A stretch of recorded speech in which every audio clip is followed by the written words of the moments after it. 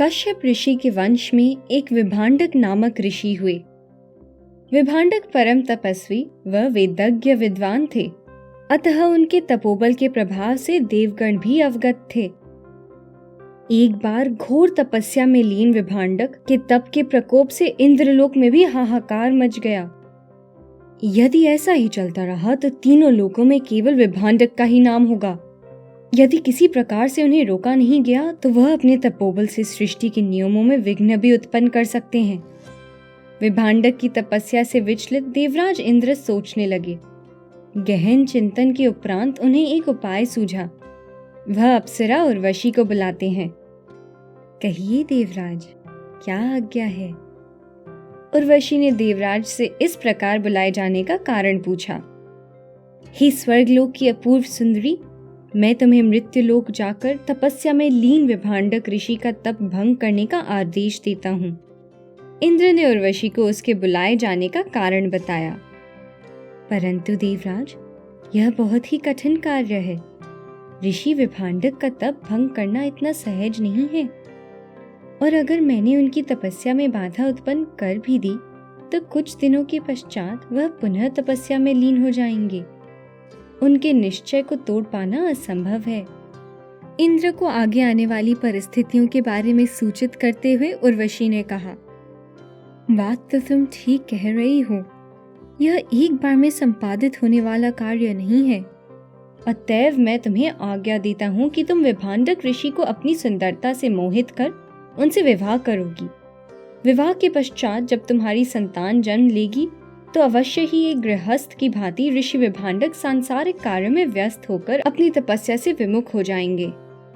उर्वशी को निर्देश देते हुए इंद्र ने कहा। इंद्र के आज्ञानुसार उर्वशी भूलोक में स्थित विभांडक के आश्रम में पहुंचती है। तपस्यारत विभांडक के सम्मुख अपनी मनमोहक कलाओं को प्रदर्शन कर वह उन्हें अपनी ओर आकर्षित करने में सफल हो जाती है। उर्वशी जैसी अपूर्व सुंदरी को देख विभांडक भी मोहित हो जाते हैं और अपनी तपस्या भंग कर उर्वशी के साथ जीवन व्यतीत करने का निश्चय कर लेते हैं।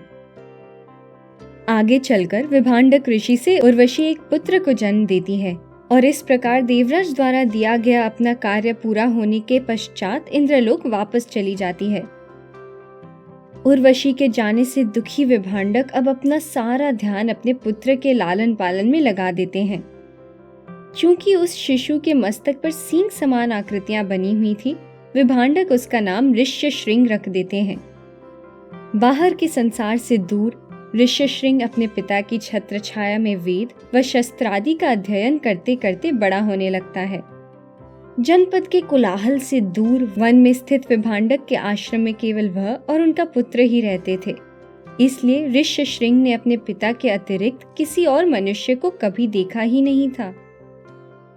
कुछ वर्षों के उपरांत एक बार अंग प्रदेश में भीषण अनावृष्टि का प्रकोप पड़ता है। वर्षा न होने के कारण राज्य की प्रजा घोर अकाल के प्रभाव से मरने लगती है। इस समस्या से चिंतित अंग नरेश रोमपाद अपनी व्यथा दूर करने हेतु वेदज्ञ ऋषियों की शरण लेते हैं।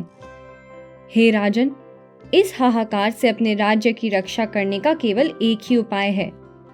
आपको परम तपस्वी विभांडक ऋषि के पुत्र ऋष्यशृंग को अपने राज्य में निमंत्रण करना होगा और उनसे स्वयं की पुत्री शांता का विवाह करवाना होगा। ऋषियों ने रोमपाद को उपदेश देते हुए कहा। अपनी व्यथा का निवारण जानने से प्रसन्न रोमपाद अब ऋष्यशृंग को अपने महल में निमंत्रण देने का उपाय सोचने लगे। मंत्री परिषद ने पहले गुप्तचर नियुक्त कर परिस्थितियों का अनुमान लगाने के लिए अंग नरेश को परामर्श दिया। कुछ दिनों के उपरांत ऋष्यशृंग और उनके पिता के एकांत प्रिय जीवन के बारे में उन्हें पता चलता है। जनपद के कोलाहल के प्रति विभांडक की घृणा को देख रोमपाद ने किसी भी सीधे संवाद को व्यर्थ समझा। उनको और उनके मंत्री परिषद को विभांडक ऋषि का तपोबल व क्रोध भली भांति ज्ञात था।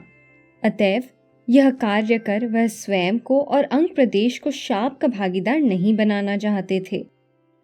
चूंकि ऋष्यशृंग ने कभी किसी स्त्री को नहीं देखा था, बहुत विचार विमर्श के पश्चात सबने ऋष्यशृंग की इसी कमी का उपयोग करने का निर्णय लिया। राजसभा से सुंदरी व बुद्धिमती नर्तकियों का चुनाव कर रोमपाद ने उनको ऋष्यशृंग को आकर्षित करने हेतु भेज दिया। जलाशय में स्नान करने के उपरांत जब ऋष्यशृंग अपने आश्रम की ओर प्रस्थान कर रहे थे, उनकी दृष्टि रोमपाद के द्वारा भेजी गई सुंदरी नर्तकियों पर पड़ी। जीवन में पहली बार किसी स्त्री का दर्शन करते ऋष्यशृंग के आश्चर्य की अब कोई सीमा नहीं थी। अतएव वह एकाकार होकर ध्यानपूर्वक सर से पैर तक उन्हें देखने लगते हैं। क्या हुआ मुनिवर, ऐसे क्या देख रहे हैं हमें? क्या इससे पहले आपने कभी कोई स्त्री नहीं देखी? हंसते हुए चपलतापूर्वक एक नर्तकी ऋष्यशृंग से पूछती है। स्त्री? वह क्या होता है? मैंने अपने पिता के अतिरिक्त किसी और मनुष्य को कभी नहीं देखा। जिज्ञासावश ऋष्यशृंग उत्तर देते हैं। हे मुनिवर, जैसे पुरुष होता है वैसे ही स्त्री होती है। दोनों एक दूसरे के परिपूरक होते हैं। दोनों में शारीरिक अंतर भी होता है, जिस कारणवश हम सभी आपको इतने अद्भुत लग रहे हैं। एक नर्तकी चतुराई पूर्वक उत्तर देती है। अब ऋष्यशृंग को नर्तकियों का साथ पसंद आने लगता है। वह प्रतिदिन स्नान के उपरांत उनसे मिलते और बातें करने लगते। बाहर का संसार इस वन्य जीवन से कितना अलग है, वह सब बातें नर्तकियां उनको बताती। कभी कभार वे सब ऋष्यशृंग के लिए अंग प्रदेश से तरह तरह के उपहार भी लाती। धीरे धीरे यह सब उपाय करते करते नर्तकियां ऋष्यशृंग के हृदय में बाहर की दुनिया देखने की लालसा उत्पन्न करने में सफल हो जाती हैं। ऋष्यशृंग अब स्वयं ही नर्तकियों से उनको अंग प्रदेश ले जाने के लिए आग्रह करने लगते हैं। अपना कार्य संपादित होते देख नर्तकियां उन्हें हर्षपूर्ण तरीके से अपने साथ राजा रोमपाद के महल ले आती हैं। रोमपाद के महल में ऋष्यशृंग का हर्षोल्लास से स्वागत किया जाता है। अंग नरेश स्वयं अपनी पुत्री शांता से ऋष्यशृंग का परिचय करवाते हैं। अब तक जितनी भी स्त्रियां ऋष्यशृंग ने देखी थी, शांता उन्हें सबसे अधिक सुंदर लगती हैं। अतएव उपयुक्त समय आने के बाद रोमपाद ऋष्यशृंग से अपनी पुत्री का विवाह संपन्न करवा देते हैं। ऋषियों के परामर्श अनुसार यह विवाह संपादित होने के उपरांत अंग प्रदेश में पुनः बारिश होने लगती है। अनावृष्टि के हाहाकार से मृत प्राय अंग की भूमि वापस हरित हो उठती है।